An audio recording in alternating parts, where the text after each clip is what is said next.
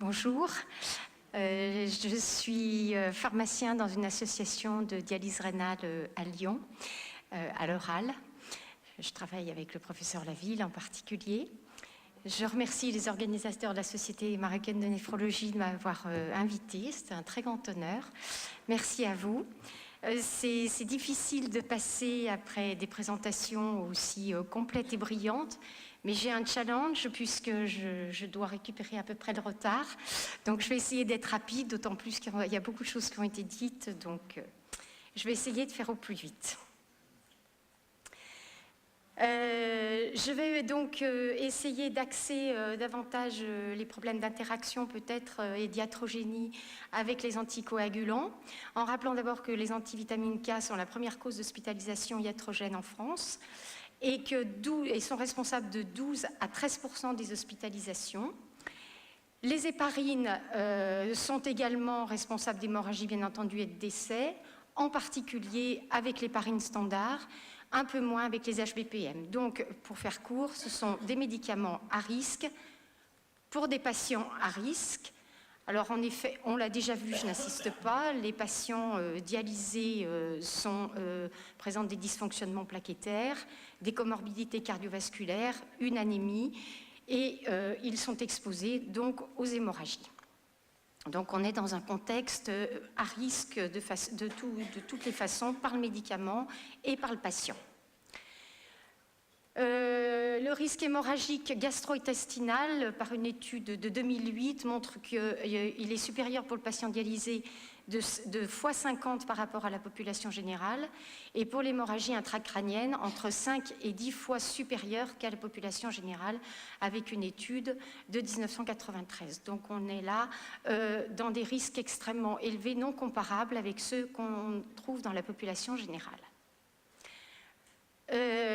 On a donc deux types d'anticoagulants qu'on utilise en dialyse, ceux qu'on utilise justement pendant les séances de dialyse chez nos patients dialysés, et puis ceux que les patients s'administrent en dehors de ces séances de dialyse à domicile. Là, c'était juste pour vous rappeler, pour ce qui concerne les anticoagulants administrés en dialyse, on dit vulgairement que c'est une décoagulation du circuit. Et on est bien d'accord pour rappeler qu'on ne décoagule pas en fait un circuit, on décoagule le sang du patient. Donc c'est une notion importante pour maîtriser cette décoagulation en séance. Donc en faisant peut-être un focus sur les risques principaux, en ce qui concerne l'héparine non fractionnée, c'est une héparine qu'on utilise dans le pouce-seringue, et on sait qu'il y a des erreurs qui sont liées, alors là, humaines, souvent liées à des erreurs de calcul. On a des erreurs d'administration sur l'héparine non fractionnée du fait de son administration pouce-seringue. Pour les HBPM, le risque est aussi avec des patients qui sont déjà sous AVK, c'est la même chose aussi évidemment pour les non fractionnés, et où il faut réduire les doses. Et puis pour l'Orgaran, qu'on utilise en cas d'impossibilité d'utilisation de l'héparine, le principal peut-être inconvénient, c'est l'absence d'antidote pour ce médicament, bien qu'on m'ait rétorqué il y a peu de temps, lorsque je faisais cette présentation, que l'antidote était peut-être un anti-angoisse du pharmacien, et que finalement les néphrologues sont souvent assez gênés, enfin je ne sais pas si vous partagez ça, je ne suis pas néphrologue, dans l'utilisation d'un antidote, parce que c'est quelque chose qu'on utilise peut-être peu fréquemment, et au moment de l'utilisation, il y a toujours des doutes sur l'administration. Voilà. Donc l'antidote, on en reparle aussi avec d'autres médicaments, ça n'est pas forcément un blocage dans l'utilisation, de toute façon l'Orgaran est quelquefois indispensable. En ce qui concerne donc l'héparine non fractionnée, je crois que vous utilisez les deux types d'héparine pendant les séances de dialyse, non fractionnée et HBPM. En ce qui concerne les doses, il y a les recommandations de 50 unités par kilo pour la non fractionnée, puis des infusions entre 800 et 1500 unités par heure. Il y a une publication du docteur Brunet qui n'a pas vraiment repris ses recommandations puisqu'il a considéré qu'elles étaient un peu élevées et qu'on considère que les recommandations générales sont élevées par rapport peut-être aux besoins en héparine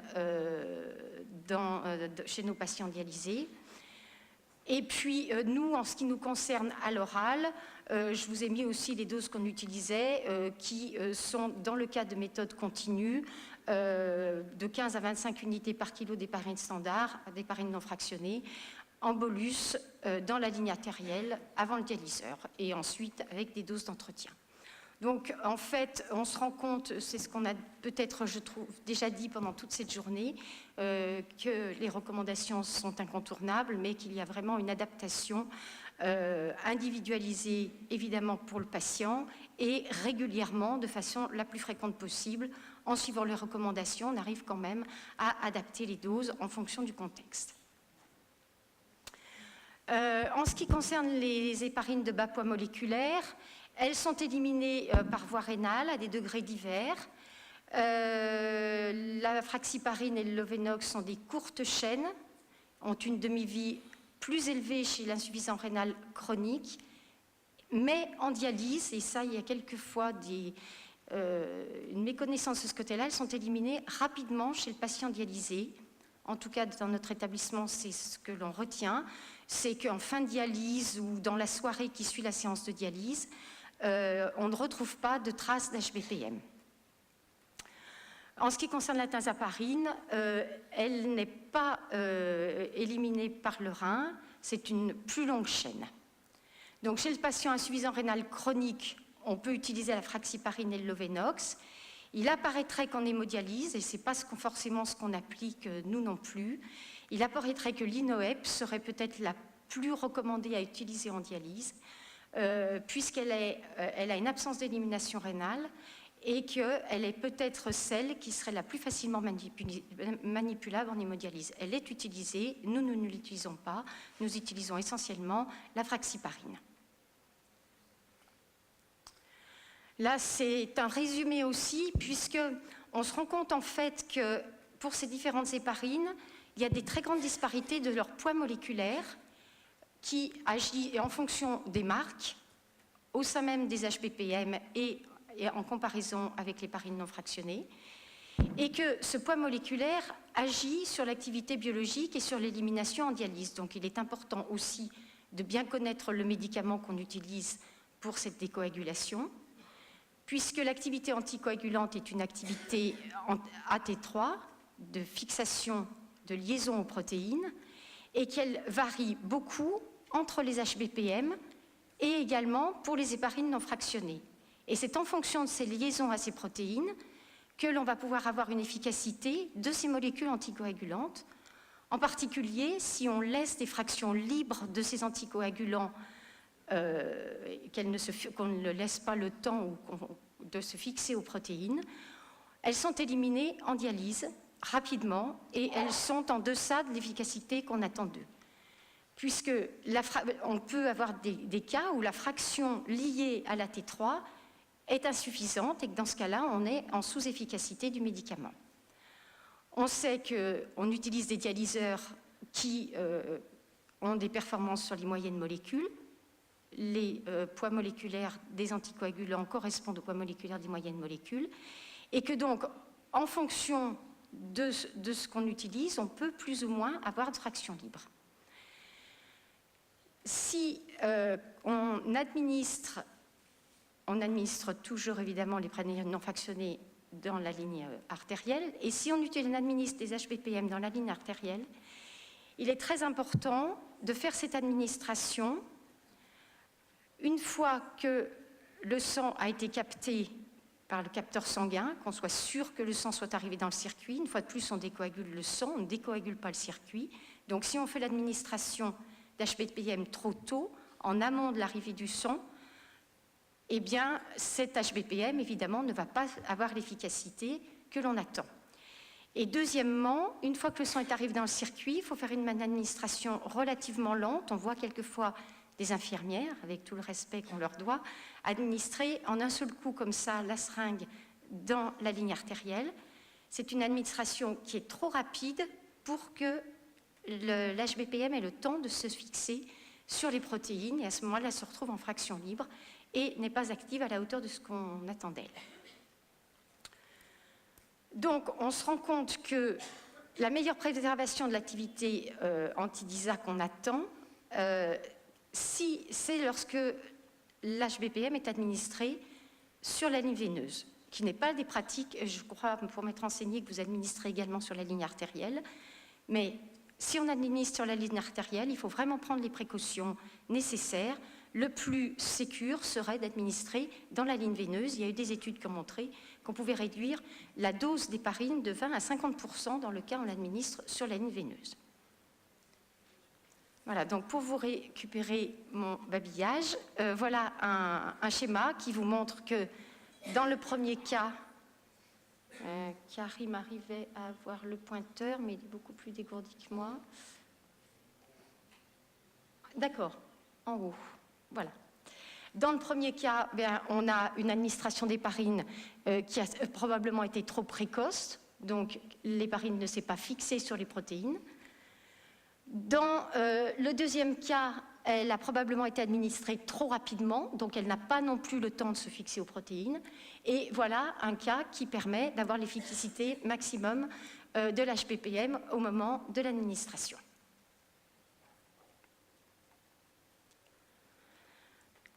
Alors, en ce qui concerne les anticoagulants, il y a déjà beaucoup de choses qui ont été dites, donc qui sont administrées hors séance, c'est-à-dire non plus pour la décoagulation en séance, mais pour d'autres raisons médicales qui justifient des prescriptions d'anticoagulants oraux cette fois-ci.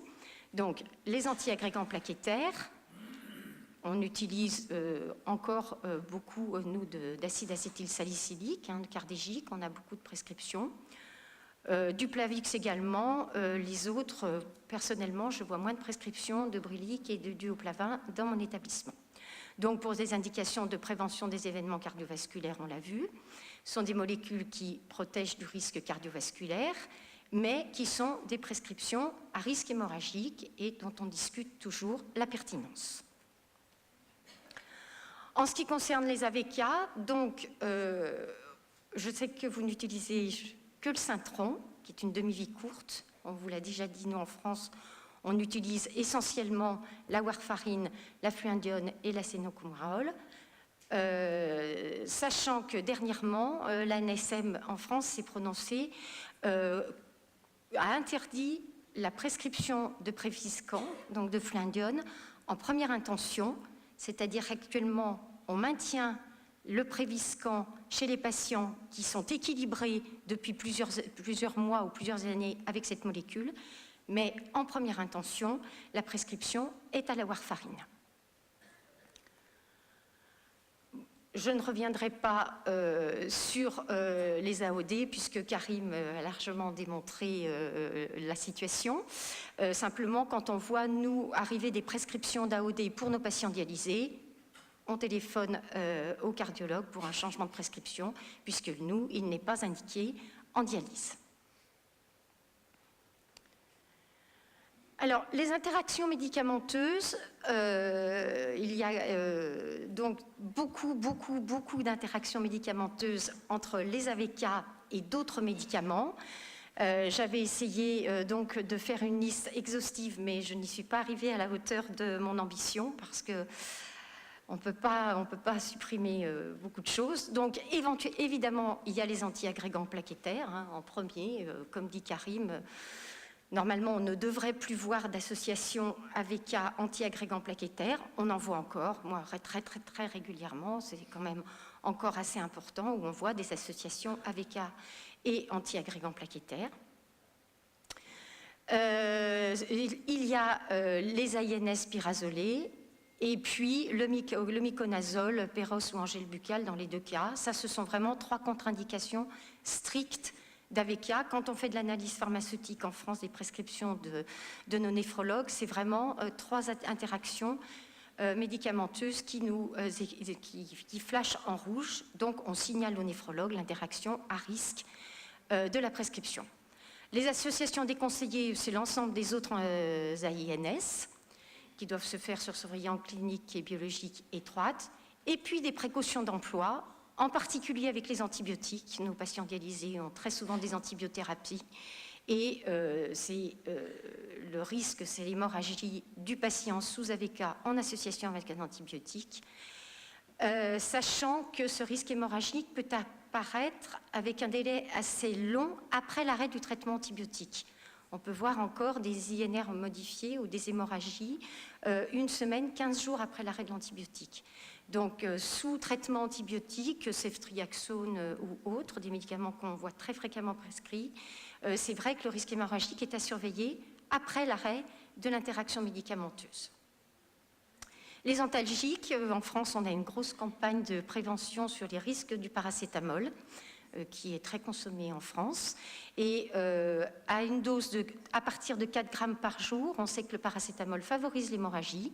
Et donc, en association avec un AVK, il peut également y avoir des hémorragies. L'amiodarone, on en a parlé également, un médicament dont on peut difficilement se passer chez nos patients, mais qui sont également en interaction avec un risque hémorragique. Les glucocorticoïdes, les inhibiteurs de la sélection de la recapture de la sérotonine, très prescrits également chez nos patients, l'allopurinol et j'en passe. Alors là, c'était les médicaments et les interactions avec un risque d'hémorragie, mais on a aussi des interactions qui peuvent conduire à un risque de thrombose, qu'il ne faut pas oublier. En particulier, et je crois que ce matin, il y avait une présentation sur les plantes et la dialyse, il y a le millepertuis qui est en France très utilisé pour toutes sortes d'indications diverses et variées, la dépression légère, enfin, il y a beaucoup d'indications du millepertuis sans beaucoup de preuves cliniques. D'automédication, ce ne sont pas des prescriptions, ce sont des patients qui s'automédiquent et il y a un grand risque d'interaction entre le millepertuis et les AVK. Les pansements gastriques également, qui peuvent conduire à des thromboses, et puis d'autres médicaments qui augmentent le métabolisme hépatique de l'AVK et qui peuvent conduire à des surdosages d'AVK. Alors là, je vous parle de la situation en France parce qu'elle est très importante pour nous. En France, on prescrit encore beaucoup le Préviscan. Je vous ai mis en bas, nous, à l'oral, on est d'accord à 71 prescriptions de Préviscan versus 23 prescriptions de Coumadine, donc c'est très élevé. C'est franco-français, puisqu'aux États-Unis, la seule molécule AVK autorisée, c'est la warfarine. Il n'y a pas de Préviscan prescrit aux États-Unis. Et en France, il y a des établissements et des régions qui ne prescrivent plus de Préviscan. Une chose est certaine, et Philippe Brunet l'a rappelé, c'est que ce sont des prescriptions qui sont reprises par les néphrologues, qui sont initialement prescrites par des cardiologues, et que de ce fait, pour diminuer le nombre de prescriptions de Préviscan qui est plus à risque que la Coumadine, il faut former plus les cardiologues que les néphrologues qui ont toujours du mal à switcher de molécules par rapport à une prescription de cardiologue. En particulier, la Coumadine est beaucoup plus sécuritaire en ce qui concerne l'observance du patient à domicile, puisque d'abord, premièrement, les posologies sont beaucoup moins fréquemment adaptées. Une fois qu'un patient a un dosage de Coumadine, il le garde un certain temps. Et que deuxièmement, on n'a pas ce problème de 3 quarts comprimés, un quart comprimé du Préviscan, qui, pour des patients âgés, malvoyants ou dans des établissements, est extrêmement compliqué à suivre. Donc, on est convaincu de l'intérêt de la warfarine sur la fluindione, moyennant quoi on a encore du chemin à faire pour arriver à régulariser ces prescriptions. Sachant qu'en France, maintenant, les caisses de sécurité sociale qui prennent en charge, qui ont une prise en charge financière de ces traitements, nous restituent ce que chaque établissement, ce que les prescriptions faites en établissement mais dispensées en ville coûtent à la caisse de sécurité sociale. Donc on connaît maintenant le coût financier engendré par les prescriptions au sein de notre établissement, mais délivrées à l'officine de ville. Et on est rappelé à l'ordre et recadré sur ces prescriptions par les tutelles qui nous demandent d'essayer d'être dans les clous. Donc c'est difficile pour nous, pour les néphrologues, parce qu'il y a beaucoup de prescriptions, une fois de plus, reprises par les néphrologues sans modification, qui viennent d'autres spécialistes. Donc, les prescriptions à risque, on a vu, AVK et anti-agrégants plaquettaires définitivement contre-indiqués. Et puis, donc, AVK et héparine en séance. Je le rappelle, c'est sûrement évident pour tout le monde, mais on avait fait un audit à l'oral où on avait vu qu'il y avait encore des doses assez élevées de décoagulation en séance avec des patients sous AVK. On rappelle que le mieux, et je vous l'avais tous rappelé, c'est de ne pas utiliser d'héparine pendant la séance pour les patients sous AVK. Si vraiment c'est nécessaire, l'utiliser avec des posologies diminuées de moitié. Ou encore mieux, avoir recours à des alternatives, comme des dialyseurs qui ont les membranes imprégnées d'héparine, qui évitent l'utilisation d'héparine en séance.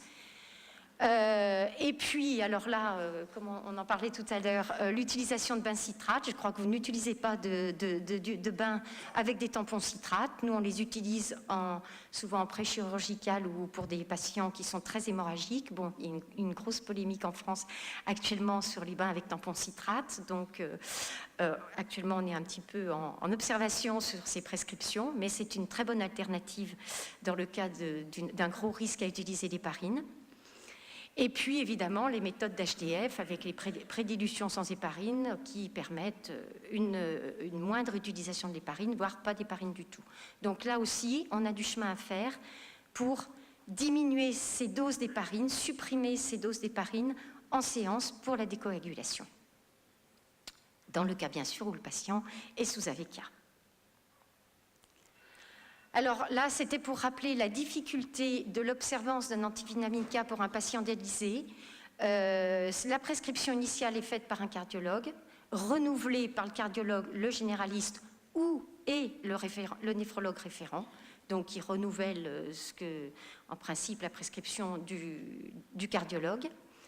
Avec des adaptations posologiques fréquentes, surtout avec le Préviscan, qui sont faites par le néphrologue selon l'INR. Donc la difficulté de tracer ces variations de posologie, de communiquer aux patients des variations de posologie qui se font souvent le vendredi soir, un petit peu en fin de dialyse, etc. Donc c'est une chose compliquée. Des médicaments qui ont une marge thérapeutique très étroite, donc on le sait, il faut les manipuler avec précaution. La traçabilité dans le dossier patient, savoir pour le médecin suivant ce qui a été fait la séance précédente, que tout le monde puisse avoir vraiment une vision tracée globale de ces prescriptions d'AVK. L'administration qui se fait à domicile, avec des patients âgés, souvent fatigués, et qui est quand même une gestion difficile des traitements médicamenteux à domicile. Le risque de double prescription quand le patient consulte différents médecins, le généraliste peut-être et le cardiologue, et de toute façon, à chaque séance, pratiquement le néphrologue. Donc des risques de double prescription ou de prescriptions différentes. L'adaptation posologique qui doit donc être tracée dans le carnet AVK et qui doit être tracée systématiquement dans le dossier patient pour la relève entre néphrologues. Et puis la transmission de cette information au patient qui est souvent assez compliquée.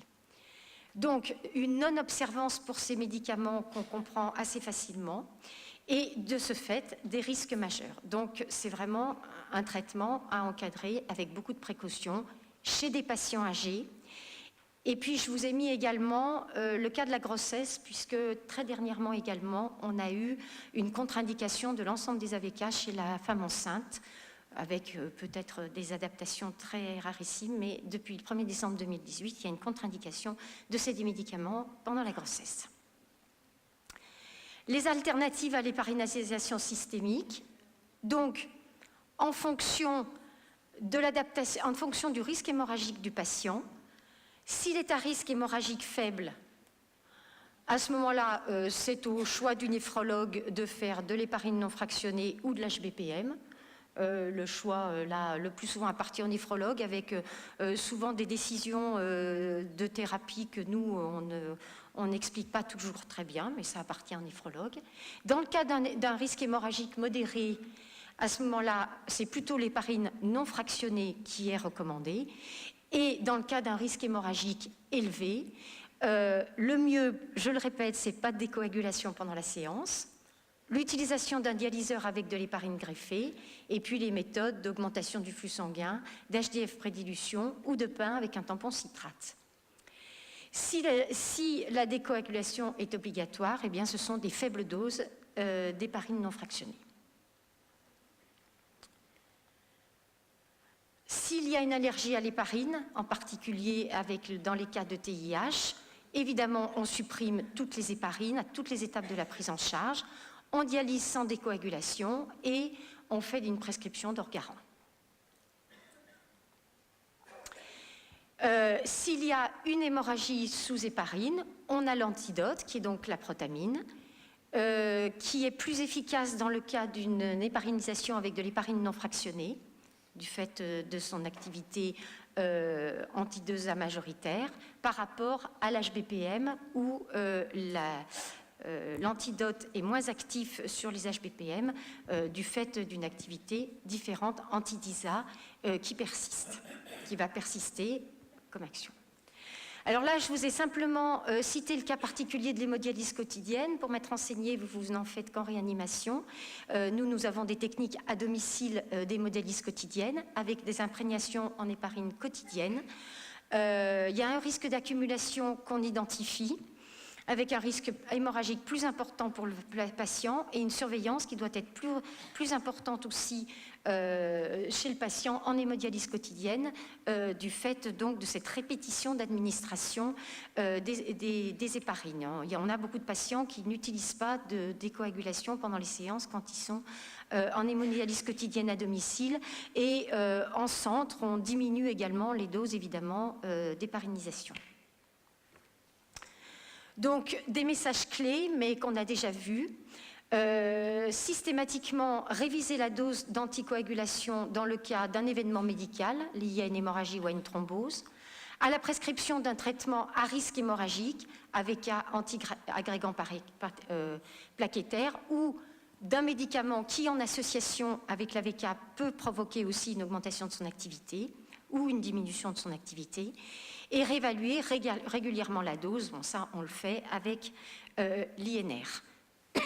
Ce qui est intéressant aussi de voir, je vous le dis parce que j'ai eu le cas, c'est la systématisation de la prescription de l'INR au moment où on fait la prescription d'AVK, parce que le néphrologue, ça peut arriver à tout le monde, peut oublier la prescription de l'INR. Donc, il y a des logiciels qui systématiquement bloquent la prescription d'AVK si le néphrologue n'a pas fait en même temps la prescription d'un dosage d'INR. Et donc ça, c'est une gestion des risques qui, pour nous, est très importante pour éviter qu'un patient sorte avec un traitement AVK et qu'il n'y ait pas de suivi d'INR. Alors, surveiller l'efficacité de l'anticoagulation par la surveillance du monitorage et de la clinique, en particulier l'efficacité de l'anticoagulation du circuit extracorporel au niveau du piéjabule et l'administration artérielle lente qui doit être faite, on le redit, pour conserver l'efficacité maximum. Cette surveillance revient le plus souvent aux infirmières, puisque c'est souvent elles qui sont face à une coagulation de circuit ou à une hémorragie des points de la fistule une demi-heure ou une heure après le débranchement, on connaît ça par cœur. Donc c'est l'infirmière qui souvent signale au néphrologue la nécessité d'adapter la dose de décoagulation. Alors, la surveillance de la biologie, s'il y a de fortes doses d'anticoagulants ou une hémorragie ou un accident thrombotique, on sait que ces surveillances-là ne se font pas systématiquement. Pardon ? C'est l'occasion de conclure. En routine, eh ben, j'avais fini. Voilà. Je vous remercie, j'avais terminé, c'était ma dernière diapo. Merci. On avait un quart d'heure de retard, on l'a rattrapé si vous voulez, mais on est quand même en retard parce qu'on a une assemblée générale de la Société marocaine de néphrologie. On doit bien sûr avoir, je suis sûr qu'il y a des questions, et on doit vous remettre aussi les lettres de remerciement. Je demanderai à Dr Amar, à Mounji, à Mme Kouider, à que sais-je, Dr Amrar, de rester pour remettre aux orateurs les lettres de remerciement. Alors des questions sur... Docteur Amarin, docteur. Bon, moi j'ai une question concernant la première présentation, l'anticoagulation en cas d'AGFA, fibrillation auriculaire. À mon avis, il faut distinguer trois grandes formes. La FA chronique, qui évolue depuis plusieurs mois, voire même plusieurs années, avec assez de recul pour juger de son potentiel évolutif. Cette forme-là, souvent, ne nécessite pas d'anticoagulation. La deuxième forme, c'est la FA récente, évoluant depuis quelques jours, quelques semaines, et qui nécessite obligatoirement un bilan étiologique, un bilan de retentissement à la recherche d'un caillot par une écho cardiaque normale ou ETO, et qui peut discuter un traitement de réduction médicamenteuse ou électrique. Dans ce cas, l'anticoagulation, si on veut discuter un traitement de réduction, elle s'impose 2 ou 3 semaines avant de discuter la réduction. Et la troisième, qui est la plus grave, c'est l'AGFA paroxystique récidivante, et qu'à chaque fois que la FA passe en rythme sinusal, il y a plus de risque de complications thromboemboliques. Et c'est cette forme-là que vraiment il faut discuter l'anticoagulation, cas par cas, et en tenant compte du muscle cardiaque sous-jacent, cardiopathie ischémique, et surtout de la cardiopathie rénale chronique. Vous savez très bien qu'en cas de polykystose rénale, il y a beaucoup de risques d'hémorragie intracystique, et également si le patient présente un anévrisme, etc. Merci. Ouais, c'est plutôt des remarques, et des bonnes remarques. Je vais complètement dans votre sens. C'est ce que j'ai marqué un petit peu en conclusion. La première ligne, c'est de typer l'AFA, effectivement, permanente ou paroxystique. Et ça soulève une autre question. On entend là, en ce moment, des débats de cardiologues. Il y a beaucoup d'objets connectés avec les montres Apple. Il y en a une qui a été en janvier approuvée par la FDA aussi. Il y a une veste, 15 dérivations. Une veste qui fait 15 dérivations quand même. Le surdiagnostic de l'AFA, qu'est-ce qu'on va faire de tous ces patients? Donc c'est une bonne question, effectivement, de typer l'AFA. C'est important dès le départ. Et il va falloir faire attention au surdiagnostic de FA chez ces patients. Et de ne pas anticoaguler, bien sûr, tout le monde. Oui, oui, très important. Madame Behia.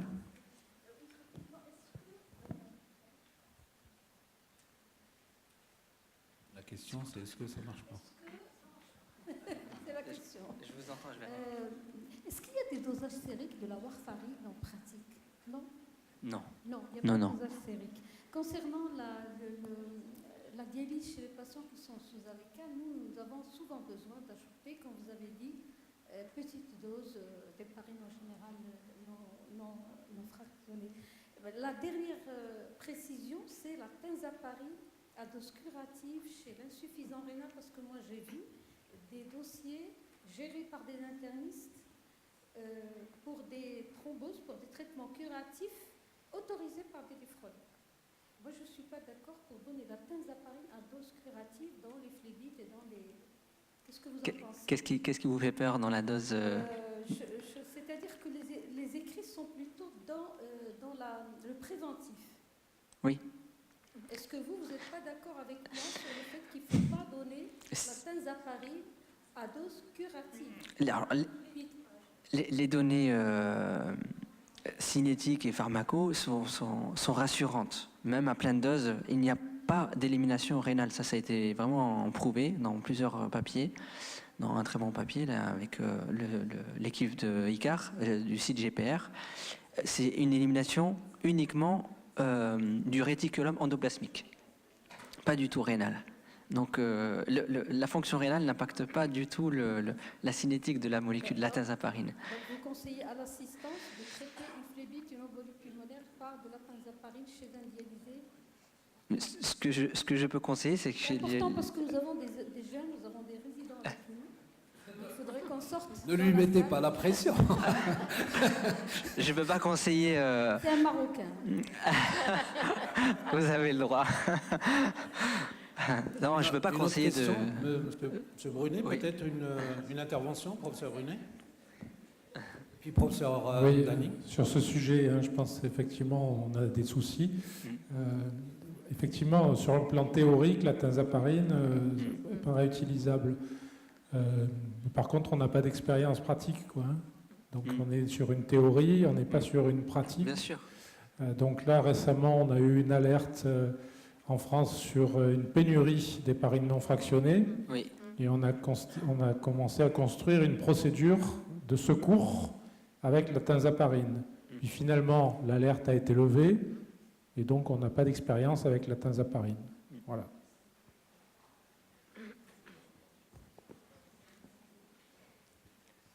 Et en fait, c'est une question qui est à vous trois. Est-ce que vous travaillez dans tous les cas en collaboration avec les néphrologues? Je voudrais, que deviendrait un patient sous anticoagulation, quelle qu'elle soit, warfarine ou autre, pour une fibrillation auriculaire, s'il est sur une liste de greffe? Est-ce qu'il est mis en contre-indication temporaire ou c'est l'antidote qui est utilisé surtout? On sait qu'il existe dans certains anticoagulants, mais pas dans d'autres. Qu'est-ce que vous faites en cas d'appel de greffe, bien sûr?